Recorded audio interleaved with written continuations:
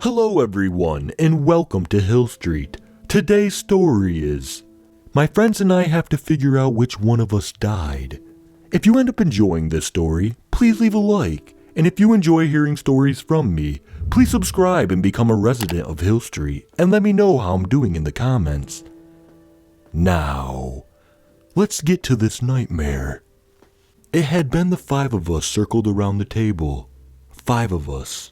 A few too many bottles of hard liquor, and a 6-round cylinder Colt Python. I had sat closest to the large glass door. The chill from the lake below surged across the pure white snow, billowing over the small cabin, icy tendrils grasping at the back of my neck. Ryan was to my left. His parents owned the cabin. Then there was Diego. He drove us all up there. Next in the circle was Justin. He owned the revolver. Back around to my right was Sam, my best friend. He proposed the game, Russian roulette. There are 6 chambers, 1 bullet. It's wild, but we'll be fine, Sam argued. We put 1 bullet in the chamber, spun the cylinder, put the gun to our head. Click. Pass it on. We were drunk. Click. Pass it on. We were stupid. Click. Pass it on. So incredibly stupid. It went off. I shuddered just thinking about that day, but it was nothing compared to when we all met there again. Sam and I were the first to arrive for the reunion. We walked through the living room in silence, taking in the space with something between reverie and dread. It felt somehow like decades, and no time at all had passed. Sam broke the silence. It's dusty. It was dusty last time, I responded. Yeah, I know, he said. I remember pitching to the gang we do a deep clean the last day. He managed to laugh. Right, I remember. Diego pitched a fit. Sam hollered out like Diego had. I didn't do all this driving to clean up a rich person's lake house. We both laughed now. Maybe it was impolite, but it was necessary. Sam wandered off to the garage while I got myself a glass of water from the kitchen, and I missed having him there the second he was gone. The silence was deafening, with only the ticking of the clock on the wall bouncing against the fine wood space. I sipped from my cold glass while I watched the hands on the clock drudge in their circle, from the 12 to the 3 to the 6 to the 9. From Ryan, around to Justin, around to Sam, from one empty chamber to another, to... Justin walked into the room, rubbing his hands together from the cold. Ethan, hey! He held a hand out towards me, then shuffled in for a hug instead. You're just trying to steal my warmth, aren't you? I joked as I squeezed him. How you holding up? Amazing. Aren't we all? He sighed and let go from the hug. As he took out a flask, he continued. I don't know, man. I don't know why we're still here. Why are we back? I mean, it's just gonna... He took a swing. It's just gonna hurt, not having him with us. I nodded quietly. We have to try and move on, I guess.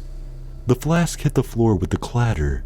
I stared at him in confusion, and I saw his face had completely paled. He was staring out towards the living room, where Diego stood. Diego raised an eyebrow. Why are you looking at me like that? The counter groaned against Justin's weight as he reeled back. He pointed at Diego with a shaking finger. No, you... Sam re-entered from the garage with Ryan, and they both stopped, as if they hit a brick wall. 5. The 5 of us had arrived. We erupted into chaos, exclamations of confusion, horror, amazement, anger, overlapping one another. You're dead! I saw you! Diego yelled at Ryan. Sam only leaned on the doorframe, looking up and down Justin. What's happening? My voice came out as barely a whisper. The gun had rung out. I remember that sound. So loud. And the panic. And then... "You're okay?" Sam walked over to Justin and laid his hands on his arm, his chest, his face. "Holy crap! You're actually okay." I could hear the tears in his voice. But the gun had gone off. It echoed. Someone had pulled the trigger and blasted open their skull. And yet, here we all stood. A glint of the light caught my eye. A whiskey bottle sat on the table, the last droplets shimmering as we disturbed the area with our presence. Next to it were a plethora of red Solo cups, and the revolver, right in the middle of the table. I looked back. Ryan turned to me at the same time, having taken in exactly what I had, and behind his eyes was processing what I was processing. We were back, or had we even left? I remember that resounding shot. I remember the panic, and after that, things get fuzzy. How long ago was it? Or had it happened yet? "Everyone," Ryan said at last. "Quiet." The group settled and backed away from one another, except for Diego, who made a beeline straight to Ryan. "No, this isn't right. I saw you put that gun in your mouth. I saw your brains."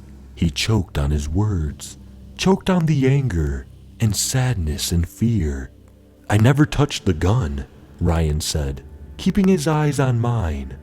"I don't know what's happening, but if we all panic, we're not going to be able to figure it out." "This isn't a goddamn math problem," Diego yelled. "Justin," Ryan started, ignoring Diego. "Who was holding the gun when it went off?" Justin's eyes remained lost, his pallor growing worse by the second. "It was... I saw Diego. That's all he could get out before he slipped off the counter. Sam barely caught his head before it cracked against the floor. Ryan continued. "Sam? Someone get Justin some water," Sam pleaded. "Who got shot, Sam?" asked Ryan. Not without severity, but definitely with the compassion one would use when asking about a close friend's death. "Ethan, get Justin some water," Sam yelled, but I was rooted to the spot. The room felt like it was spinning around me. 12, 3, 6, 9, 12, 3, 6, 9. Sam reacted like it was Justin who... I managed to get it out. Ryan studied me for a moment, then walked over to the revolver on the table. He reached out for it, but I saw him twinge with fear. He planted both his hands on the table, then hung his head, overwhelmed. After about 20 minutes, Justin was back on his feet. Diego had cooled down slightly, and Ryan remained in the exact same spot. Sam sat on the floor beside me. The water, maybe. Something in the water that caused us to hallucinate or something. Because everyone's fine. For a moment, he sounded almost elated. I couldn't respond though. I watched Ryan, a silhouette against the glaring white of the snow outside. I wanted to know what was going through his head, if he was making any progress there between Diego's chair and Justin's. Something came together in my head. I stood up and walked over to the table. With its 5 chairs and 1 revolver, each of us always sat in the same spot for food, drinks, games. "Let's sit," I said. Everyone looked at me. "What?" Diego asked. Ryan finally raised his head to me. "Let me see something," I said. "Can we just sit?" A few moments later, everyone was shuffling to their spots. As Ryan sat down, Justin hesitated. I don't want to get near that thing." He wouldn't even look at the firearm. It slid off the table in Ryan's grasp, and he put it on the ground. "It's okay. I got it." Everyone settled. I did one look around the circle, and I felt a pit in my stomach as I saw my inkling had some weight to it. Diego went first. Then it went clockwise from there. Justin, Sam, me, Ryan. Sam nodded, thoughtfully. I don't see why any of this matters. We're all fine. No one got hurt. Why don't we just leave?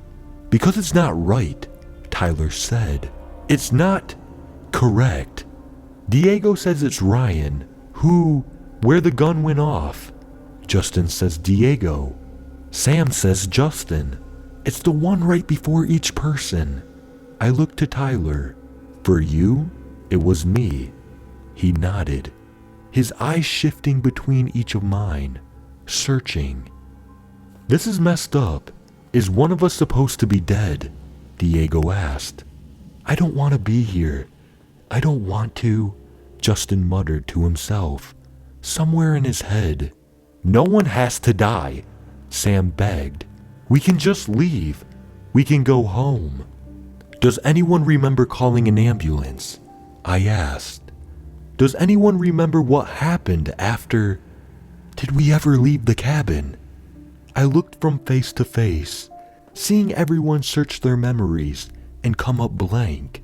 I think maybe this is some sort of open loop, and these are all variables that we need to close. There needs to be an answer. Diego stood from the table. What are you talking about? I'm not putting that goddamn gun in my mouth to close a variable. We're overthinking this, Sam said in his most soothing voice. Let's all head home. Take some time to clear our heads. Who shot themselves, Ethan? Ryan asked me. I was dreading this. I didn't want to lie. I knew that we all needed to be honest with each other if we were gonna figure this out, but I didn't know if I could say it. I took a deep breath. I don't remember. Oh, screw off, Diego yelled. How don't you remember? Justin asked. Buddy, it's fine. It's fine if you saw me, Sam said. I'm fine now. Everything's okay. I shook my head.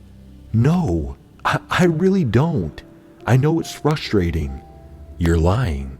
Another blank statement from Ryan. His eyes were lasering into me. You weren't shocked to see anyone today? You've been avoiding it all day, but I see you. He brought the gun back onto the table, then slid it to me. I remember you dying, and so do you. The python spun slowly on the stained wood, its barrel glaring at each of us, then resting on me. Ethan? Justin whispered. Guys, stop! You're all acting insane. Sam stood now and went to grab the gun, but for the first time, Ryan lost his composure. No, I know what I saw, and this bastard knows it too. I'm willing to be proven wrong, but either way, if you want to fix this, you spin that cylinder and put that gun in your goddamn mouth like you did before. Ryan!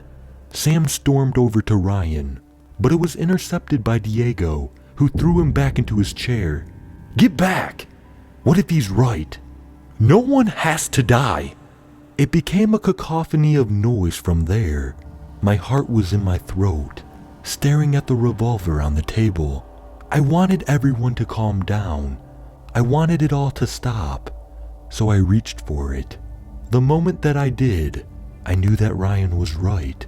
I felt the cold metal in my mouth, the blast of adrenaline, then the heat. I had shot myself.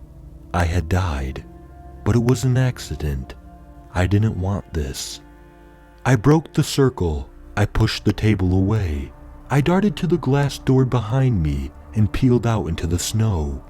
The cold bit into my feet with my first steps, but I didn't care. I knew that the only thing ahead of me was the frozen over lake, but I had to go somewhere. I had to get away and hide. Ethan!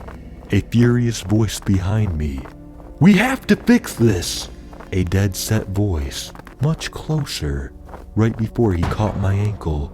The snow crunched against my face, only for a moment before I was flipped over. A pair of hands gripped my throat. Through blurry eyes, I saw Ryan on me. His cold eyes barely concealed the anxiety coursing through him. "We have to make it right," he whispered through his gritting teeth. A shot sounded, crisp, singular. Those closed eyes widened, glazed over.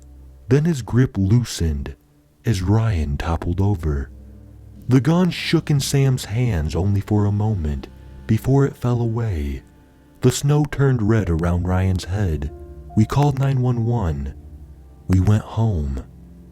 For better or worse, nothing was the same after that night. I don't blame Ryan at all. His reaction to whatever happened to us was barely different from my own. I haven't seen Justin or Diego since. I don't think I ever will. I miss all three of them deeply. I still see Sam sometimes. He was let off pretty easy. Ryan was trying to strangle me, and he came to my defense. Still, he blames himself for the whole thing. It was his idea to play the game. But I often think he was right. Statistically, it was more than possible that the gun could have never gone off that night. 6 chambers, only 1 bullet. We could have been fine. Still, we never play games of chance anymore.